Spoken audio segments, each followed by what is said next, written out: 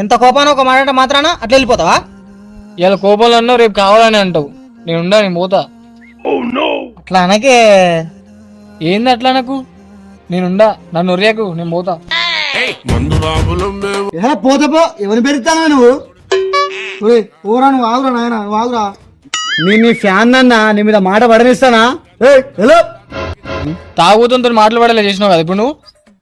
వామ్మో వయ్యారి, వామ్మో వయ్యారి, మావోని ఇంతసేపు ఏడిపించుకుంటా ఇప్పుడు నువ్వు ఏడతానా?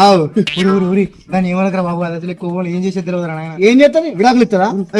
విడాకులు విడాకులు నీకు తమ్ముంటే నువ్వు అడగలేక వాంతులు అడిగిపిస్తావు కదా.